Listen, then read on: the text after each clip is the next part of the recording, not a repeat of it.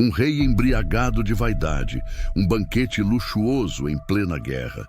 E, de repente, uma mão misteriosa surge e escreve 4 palavras que selariam o destino de um império inteiro. Essa narrativa é real. E o mais assustador, a profecia foi cumprida naquela mesma noite.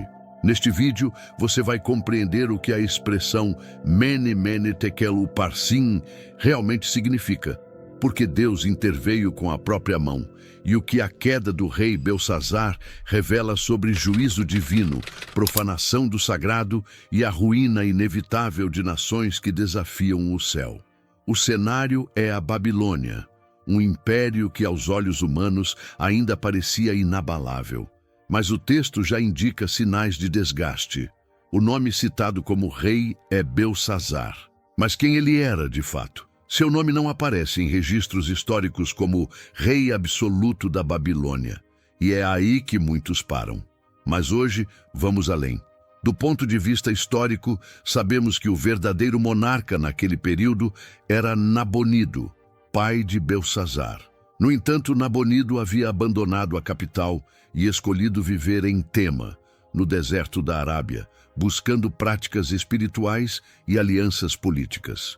Nesse vazio de poder, Belsazar foi nomeado corregente, responsável por administrar a cidade em nome de seu pai.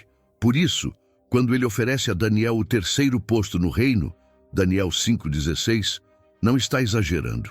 O primeiro lugar era de Nabonido, o segundo dele próprio, e o 3º seria dado ao profeta. Interessante, não é? Mesmo sendo apenas um representante do trono, Belsazar detinha em suas mãos o destino de toda a nação. Mas diferente de Nabucodonosor, que após ser humilhado reconheceu a soberania do Altíssimo, Daniel 4, 34, 37, Belsazar ignora as lições do passado e escolhe zombar do sagrado. Aqui está o ponto decisivo. Belsazar teve pleno acesso ao testemunho das ações de Deus na vida de seu avô, ou conforme alguns estudiosos sugerem, seu antecessor direto, e mesmo assim escolheu ignorar tudo deliberadamente. Consegue perceber a gravidade disso? Ele não era um estrangeiro sem conhecimento do Deus de Israel. Ele sabia o que era sagrado e escolheu desprezá-lo. Para agravar ainda mais, seu próprio nome, Belsazar, significa Bel protege o rei, uma referência direta a uma divindade babilônica. Seu nome revelava abertamente sua fidelidade aos deuses pagãos. No entanto, de forma irônica e trágica, naquela mesma noite, nenhum desses deuses seria capaz de livrá-lo do julgamento que viria da parte do Altíssimo. As balanças celestiais já haviam medido o peso da sua vida. A sentença divina estava prestes a ser registrada nas paredes do palácio. Tudo isso acontecia em meio a uma atmosfera de aparente normalidade. E é justamente aí que reside o perigo. Você já considerou que Deus pode pesar e julgar uma nação inteira, mesmo quando externamente tudo parece sob controle? Belsazar, então, não é apenas mais um nome nas páginas da Escritura. Ele encarna o suspiro final de um império arrogante, o símbolo de um reino tentando sustentar a glória herdada sem temor ao Deus que rege os tempos e domina os tronos. Daniel 2:21. E isso é um ponto essencial. Belsazar não foi o construtor da Babilônia. Ele apenas recebeu um império pronto e o destruiu com sua vaidade. A ruína da Babilônia começa aqui, com um trono fragilizado, uma liderança vazia e um Deus que já havia começado a julgar os reinos. E esse é o segredo por trás do texto. O livro de Daniel não narra apenas eventos históricos. Ele revela profecias embutidas em uma narrativa viva. Cada detalhe, o nome do rei, sua genealogia, seu contexto político, funciona como um sinal profético de como Deus avalia cada geração. O texto nos força a refletir. O que estamos fazendo com o legado que recebemos? Belsazar, mesmo com os utensílios sagrados do templo em suas mãos, não possuía o favor de Deus, e isso muda tudo. Daniel 5:1-2. nos transporta para uma das cenas mais intensas da história bíblica. Um banquete real, regado a vinho, música e excesso. Tudo isso enquanto os exércitos da Pérsia já cercavam os muros da cidade. Sim, Babilônia estava em guerra, mas dentro do palácio reinava uma atmosfera de celebração. Por quê? Porque Belsassar acreditava que sua cidade era impenetrável. Com suas muralhas imensas, reservas abundantes e um sistema de defesa complexo, ele se sentia seguro. Mas será que ele desconhecia o perigo? Ou será que sabia? E mesmo assim decidiu zombar. Aquela festa não era apenas uma ocasião social, era um ato de desafio espiritual. Arrogante e embriagado, Belsassar celebrou com 1000 dos seus nobres e as mulheres do palácio, Daniel 5:1, ignorando completamente a realidade ao seu redor, a iminência da queda. O vinho, que deveria aquecer o coração, alimentou o orgulho. E isso é crucial. Quando o homem perde o temor, ele também perde a noção da realidade. Consegue ver o que está por trás disso? É nesse contexto que entendemos por que a escrita apareceu naquela mesma noite. Babilônia havia se acostumado ao luxo, à idolatria e ao poder. Mas agora, sob o comando de um rei que desdenhava os sinais de alerta, o orgulho se transformou em escárnio. O banquete foi a gota que transbordou a paciência de Deus. A cidade estava, literalmente, em contagem regressiva para o juízo divino. Mas o rei festejava como se estivesse em plena glória. Impressionante como o ser humano consegue dançar à beira do abismo, sem ouvir o eco da eternidade. O banquete de Belsassar revela algo extremamente profundo. Quando o coração humano se exalta contra o céu, ele perde completamente o senso do que é sagrado. Aquela celebração, aos olhos do rei, era uma demonstração de autoridade e controle. Mas, do ponto de vista de Deus, era o prenúncio da queda. Aquilo não era apenas mais um evento festivo de um império grandioso. Era, na verdade, o anúncio da sua derrota. E tudo isso diante de um Deus que já havia determinado o fim e que naquela noite interviria com sua própria mão. Em Daniel 5:2-4, vemos o momento decisivo. Em meio ao vinho, à música e à arrogância, Belsassar toma uma atitude que selaria seu destino diante do céu. Ele ordena que tragam os utensílios sagrados do Templo de Jerusalém, os mesmos que Nabucodonosor havia tomado quando saqueou a casa de Deus décadas antes. Agora, objetos consagrados exclusivamente à adoração do Senhor seriam usados para brindar aos ídolos babilônicos. Uma cena carregada de afronta espiritual. Consegue perceber a seriedade disso? Não se tratou de um simples erro cerimonial. Foi uma provocação direta ao Deus Altíssimo. O que parecia apenas mais uma taça sendo erguida em meio à euforia, tornou-se a faísca que acendeu o juízo divino. Aqueles recipientes que antes transportavam as libações sagradas no templo, agora eram preenchidos com vinho e usados em rituais de escárnio, exaltando imagens de ouro, prata, bronze, ferro, madeira e pedra. Daniel 5:4. E esse não é um detalhe decorativo. É uma denúncia teológica. Os vasos representavam a própria presença de Deus entre o seu povo. E o que Belsassar fez foi profanar algo que o Senhor havia separado como santo. Reflita com cuidado. O rei não destruiu os utensílios, não os quebrou. Ele fez algo ainda pior. Os utilizou fora do propósito para o qual haviam sido santificados. Esse ato revela algo profundo sobre o caráter de Deus. Usar o sagrado de forma indevida é tão grave quanto destruí-lo. Belsassar não tinha temor. Tratou o que era santo como se fosse comum. E quando o impuro toca o que é sagrado, não demora muito para que Deus reaja. Esse tipo de arrogância não surgiu do nada. Lembre-se, Nabucodonosor havia aprendido à força a temer o Deus de Israel.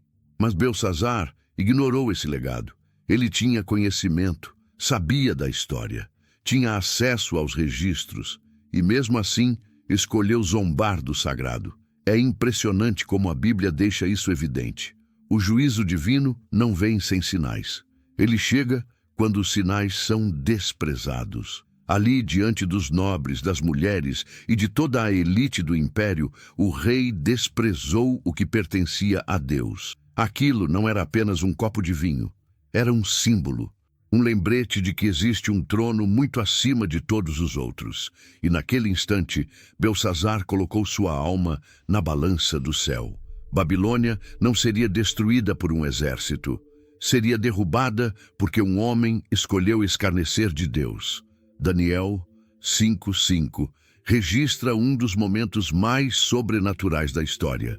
No auge da festa, quando os cânticos ainda ecoavam e o vinho fluía das taças sagradas, algo inesperado aconteceu no salão real. De repente, apareceram dedos como os de uma mão humana e começaram a escrever na parede do palácio, bem à vista do rei, ao lado do castiçal. Você sente o peso dessa cena? O céu não enviou trovões, nem enviou soldados, apenas uma mão, e isso foi o suficiente para silenciar tudo. O texto não menciona sons, vozes ou palavras ditas, apenas o movimento de uma mão escrevendo algo que ninguém conseguia decifrar, mas que todos sabiam, vinha do alto. A inscrição celestial surgiu no meio da escuridão, revelando o que estava oculto no coração de Belsazzar e expondo aquilo que nem todas as muralhas da Babilônia poderiam conter: o julgamento de Deus. É interessante que o texto menciona que a escrita apareceu diante do castiçal. Isso sugere que a luz daquela chama iluminava exatamente o local da mensagem, como se o próprio céu estivesse dizendo: sou eu quem revela isso agora. A partir daí, o foco da cena muda completamente. Os músicos se calam, o vinho perde o sabor, o rei Belsazzar empalidece, sua arrogância dá lugar ao puro terror. No versículo 6 está escrito: então se mudou o semblante do rei, e os seus pensamentos o turbaram. As juntas dos seus lombos se relaxaram, e os seus joelhos batiam um no outro. Essa é uma das descrições mais humilhantes e, ao mesmo tempo, mais humanas de um monarca em toda a Escritura. Um rei, tomado pelo medo, tremendo como uma criança. Agora imagine a cena. A mão aparece e escreve 4 palavras: Mene, Mene, Tekel, Uparsim. Ninguém conseguia interpretá-las, mas todos sabiam. Aquilo não eram apenas palavras, eram decretos, sentenças, juízo. Babilônia, conhecida mundialmente por sua ciência, sabedoria e práticas místicas, agora se mostrava impotente diante de 4 termos divinos. Este era o clímax da crise. A linguagem de Deus é incompreensível para corações que se afastaram dele. Cada palavra carregava peso teológico e um significado profético inegável. Mene, contado; Tekel, pesado; Parsim, dividido. Era como se o próprio céu estivesse realizando uma auditoria sobre um império que acreditava ser eterno. E isso muda tudo. Você já refletiu sobre o fato de que Deus, nesse episódio, não enviou profetas nem levantou exércitos? Ele simplesmente escreveu com o próprio dedo. E essa não foi a primeira vez que isso aconteceu. Em Êxodo 31:18, as tábuas da lei também foram escritas pela mão de Deus. A mesma mão que escreveu os mandamentos agora registrava o veredito. Um símbolo poderoso. O Deus que revela sua vontade é o mesmo que executa sua sentença. Repare também em outro detalhe. Belsazzar viu a mão, mas não ouviu voz alguma. Isso carrega um significado ainda mais profundo. Há momentos em que Deus já não fala em palavras, mas em sinais. Para aqueles que rejeitaram repetidamente a voz divina, o tempo de escutar se esgota. O momento agora era de resposta. E o que viria a seguir provaria que cada palavra da profecia de Daniel se cumpriria com precisão absoluta. Em Daniel 5, 7, 9, vemos a reação imediata do rei. Desesperado, ele clama por ajuda. Ordena que tragam os sábios, os magos, os caldeus e os adivinhos do império. Os mesmos que por séculos eram tratados como intérpretes dos mistérios, especialistas no destino, conselheiros dos tronos. Mas algo muda desta vez. Aqueles homens, com toda a sua tradição e prestígio, não conseguiam decifrar o que estava escrito. Por quê? Porque aquela mensagem não vinha da terra, vinha do céu. E por mais conhecimento que Babilônia tivesse acumulado, ela não sabia ler a linguagem de Deus. O rei, então, oferece grandes recompensas, vestes reais de púrpura, uma corrente de ouro e o terceiro maior posto no reino. Estava disposto a dividir o pouco poder que lhe restava em troca de uma explicação. E ainda assim, ninguém sabia dizer o que significavam aquelas palavras. O texto nos diz que os sábios ficaram perturbados e o rosto do rei se desfigurou de medo novamente. Daniel 5:9. E o que isso nos ensina? Que diante da revelação de Deus, sem discernimento espiritual, até o mais poderoso dos homens é cego. Um cego tentando guiar outros cegos. É extraordinário como o texto confronta o orgulho intelectual da Babilônia.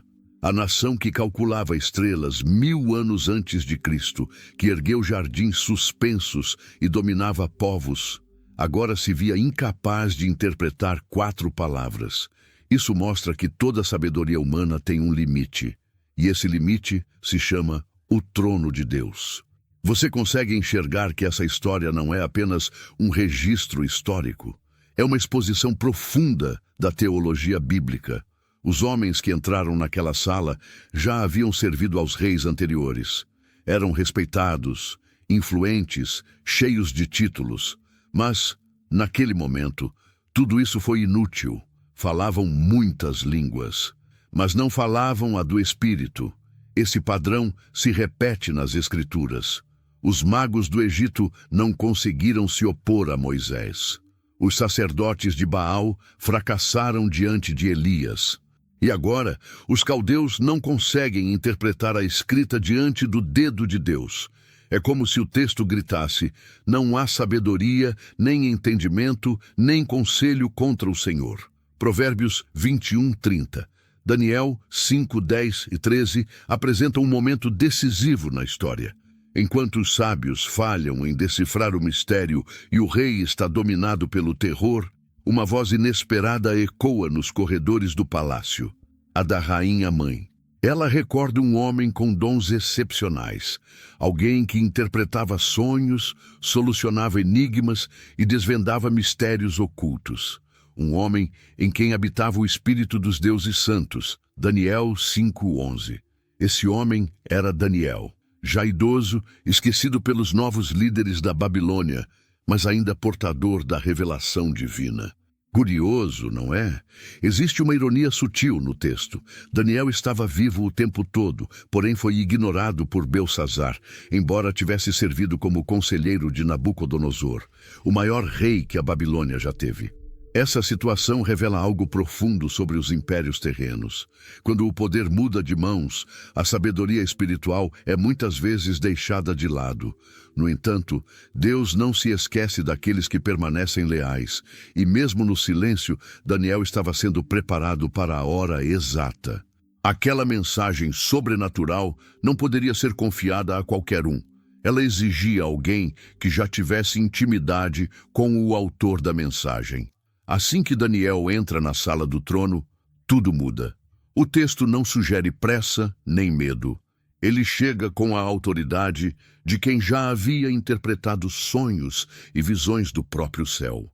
E quando o rei oferece recompensas, vestes nobres, colares de ouro e o terceiro posto no reino, Daniel responde com firmeza: fica com teus presentes e dá tuas honras a outro. Daniel 5:17. Em outras palavras, a verdade divina não está à venda. Daniel não compareceu ali para bajular um rei, mas para cumprir a ordem de um Deus que governa sobre os reinos humanos. E isso é exatamente o que torna sua presença tão poderosa. Enquanto todos buscavam explicações humanas, Daniel era o único que trazia consigo a chave da revelação do céu. Ele não apenas traduz palavras, ele revela destinos. Sua voz não representava as tradições da Babilônia, mas sim a autoridade do Altíssimo que reina sobre todas as nações. Em Daniel 5:18-19, Ele começa sua resposta relembrando quem foi Nabucodonosor. Daniel destaca como o orgulho derrubou aquele rei, mas também como o arrependimento lhe trouxe restauração. Já Belsazar, mesmo ciente de toda essa história, escolheu o caminho da arrogância e da zombaria. Daniel 5, 22, 23. Ou seja, o juízo que se aproximava não era fruto da ignorância, mas da rebelião consciente. Pense sobre isso. Quantas vezes Deus levanta profetas, não apenas para trazer respostas, mas para confrontar reis diante do trono eterno? Agora temos Daniel e Belsazar frente a frente, dois mundos colidindo, um reino arrogante, porém passageiro, e um reino invisível, eterno e soberano. O palco estava pronto para que a inscrição na parede finalmente fosse interpretada. O que antes parecia indecifrável era, na verdade, a sentença final contra um império pesado na balança celestial. Daniel 5, 24, 28 marca o ponto alto da revelação. Com uma voz firme e carregada de autoridade vinda do alto, Daniel revela o significado das palavras escritas por ninguém menos que o próprio dedo de Deus. Cada termo, impregnado de julgamento e eternidade, expõe a verdade e desmascara o mistério. O rei Belsazar, que se imaginava invulnerável, agora era julgado sob os critérios do céu. Mene, Mene. Deus contou os dias do teu governo e determinou o seu fim. Repare bem, a repetição da palavra indica que o tempo foi medido com exatidão. Deus não erra na contabilidade do juízo. Tequel, foste pesado e achado em falta. A conduta, o coração e o orgulho do rei foram avaliados e a balança revelou um déficit fatal. Pérez, teu reino será dividido e entregue aos medos e persas. O veredito não era mais uma advertência. Era a execução de um decreto celestial. O ciclo da Babilônia havia chegado ao fim. O relógio profético marcava o término. A areia da ampulheta havia escorrido completamente. O rei havia ultrapassado a fronteira invisível entre a graça e o juízo. Belsazar foi colocado na balança divina e não alcançou o peso necessário. Essa sentença traz um significado espiritual profundo. O problema da Babilônia não era militar ou econômico, era moral. O juízo não veio de fora, mas emergiu do íntimo. O que Deus avaliou não foram apenas atitudes, mas as motivações por trás delas. E diante de Deus, não há como manipular os resultados. A sentença foi clara. Seu pecado havia atingido o limite. Seu domínio seria repartido entre os medos e os persas. A grandiosa Babilônia, erguida sobre ouro e violência, se partiu como um vaso frágil, sem resistência, sem aviso. Um império considerado indestrutível caiu, em apenas uma noite. E o mais chocante, a queda não se deu pela força de espadas, mas pelo peso espiritual de um rei que ousou desonrar o que era santo. Belsazar ouviu diretamente da boca de Daniel que havia sido rejeitado por Deus, que seu governo havia chegado ao fim e que sua memória seria apagada. E mesmo assim, não há registro de arrependimento, oração ou clamor, apenas um silêncio sombrio. É como se o próprio rei soubesse. Não havia mais volta. Aqui, o símbolo se torna irrefutável. Deus julga os reinos, não pela quantidade de soldados, nem pela solidez das muralhas, mas pela reverência que demonstram ao seu nome. O império que já havia esmagado nações, agora se tornava um fragmento, entregue àqueles que estavam preparados. A mão que escreveu na parede não cometeu engano, e Daniel, com a coragem de um profeta, apenas transmitiu a sentença. Daniel 5:30 conclui esse capítulo com uma frase breve, mas eternamente marcante. Naquela mesma noite, Belsazar, rei dos caldeus, foi morto. Simples assim, sem julgamento, sem defesa, sem segunda chance. O desfecho do rei chega com uma rapidez que surpreende até o leitor mais atento. Enquanto o eco da festa ainda ressoava, enquanto as palavras misteriosas ainda brilhavam na parede, o juízo foi executado, sem demora. Um rei caiu, Um império foi transferido. Uma era terminou. Não houve grandes batalhas, nem longas campanhas. A Babilônia, considerada inviolável, foi vencida de forma silenciosa e estratégica. Segundo historiadores como Heródoto, o rio Eufrates foi desviado, permitindo que os soldados persas invadissem a cidade pelo leito seco do rio, enquanto os babilônios festejavam, inconscientes. Isso confirma o relato bíblico e revela que a mão invisível de Deus move até os detalhes militares para cumprir sua vontade. A escrita na parede não era uma profecia sobre o futuro distante, era uma sentença para aquele exato momento. O que já estava decidido no plano espiritual apenas se concretizou no mundo físico, com precisão divina. O livro de Daniel nos ensina que profecias não são meras figuras de linguagem. Elas são decretos reais de um Deus que governa acima de reis, impérios e séculos. Belsazar zombou do que era sagrado, e por isso sua ruína foi repentina e justa. Um detalhe importante: Daniel permaneceu. Mesmo com o colapso do reino, o homem que interpretou o juízo não caiu com o sistema. Isso prova algo essencial. Aqueles que caminham com Deus não dependem dos reinos humanos para se manterem firmes. O profeta sobreviveu ao colapso da Babilônia, e no capítulo seguinte já aparece elevado ao palácio do novo império, agora sob domínio persa. Em contraste, Belsazar, o rei arrogante que ousou profanar os objetos sagrados do templo, enfrentou julgamento, condenação e queda. Tudo em apenas uma noite. Poucas vezes nas páginas do Antigo Testamento, o juízo divino se manifesta de forma tão direta. A mensagem é inegável. Deus não precisa de décadas para cumprir seu decreto. Uma única noite basta. A queda de Babilônia não foi resultado de guerra ou força humana. Foi consequência da soberania celestial tomando o trono. A história, mais uma vez, se curva diante da mão que escreve sentenças com fogo e autoridade. Se este conteúdo o edificou, inscreva-se no canal agora e ative o sino de notificação para continue aprendendo sobre os grandes mistérios da Bíblia. Torne-se um membro ou compartilhe este vídeo e nos ajude, espalhe a palavra ainda mais.